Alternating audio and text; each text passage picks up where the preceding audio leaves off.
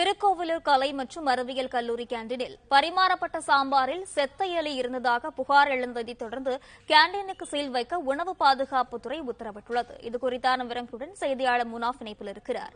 வணக்கம் முனாஃப், விவரங்கள் என்ன, பதிவு செய்யுங்க. கள்ளக்குறிச்சி மாவட்டம் திருக்கோவிலூர் கலை மற்றும் அறிவியல் கல்லூரியில் நேற்று சாம்பாரில் செத்த எலி கிடந்த சம்பவத்தை தொடர்ந்து கேண்டீனை இழுத்து சீல் வைக்க தமிழக உணவு பாதுகாப்புத்துறை உத்தரவு அளித்திருக்கிறது. மேலும் உணவு பாதுகாப்புத்துறை வழிகாட்டுதலின்படி செயல்படாத கேண்டீனின் உரிமையாளர் மீது 5000 ரூபாய் அபராதம் விதிக்கவும் உணவு பாதுகாப்புத்துறை உத்தரவு பிறப்பித்துள்ளது. குறிப்பாக கள்ளக்குறிச்சி மாவட்டம் திருக்கோவிலூர் சந்தப்பேட்டை பகுதியில் திருக்கோவிலூர் கலை மற்றும் அறிவியல் கல்லூரி செயல்பட்டு வருகிறது. இந்த கல்லூரியில் நேற்று பிற்பகல் மாணவர்கள் மதிய உணவு சாப்பிடும் போது சாம்பாரில் செத்த எலி கிடந்ததை கண்டு அதிர்ச்சி அடைந்திருக்கிறார்கள்.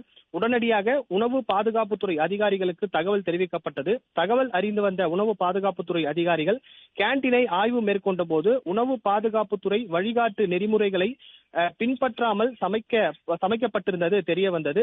காலையில் டிஃபனுக்கு கொடுக்கப்பட்ட சாம்பாரில் செத்த எலி இருந்ததாகவும் அதே சாம்பார் பிற்பகல் உணவிற்கும் கொடுக்கப்பட்டதாகவும் கூறப்பட்டது.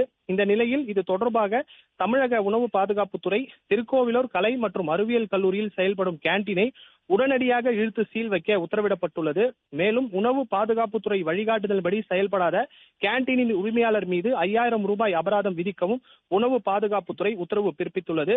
புதிய கேண்டீனுக்கு டெண்டர் கோரப்பட்டுள்ளதால் அதுவரை மாணவர்கள் வெளியில் இருந்தும் வீட்டிலிருந்தும் உணவை கொண்டு வந்து சாப்பிடலாம் என தெரிவிக்கப்பட்டுள்ளது. அதுவரை கேண்டீன் செயல்படாது எனவும் உணவு பாதுகாப்புத்துறை தரப்பில் தெரிவிக்கப்பட்டிருக்கிறது. விவரங்களுக்கு நன்றி முனாஃப்.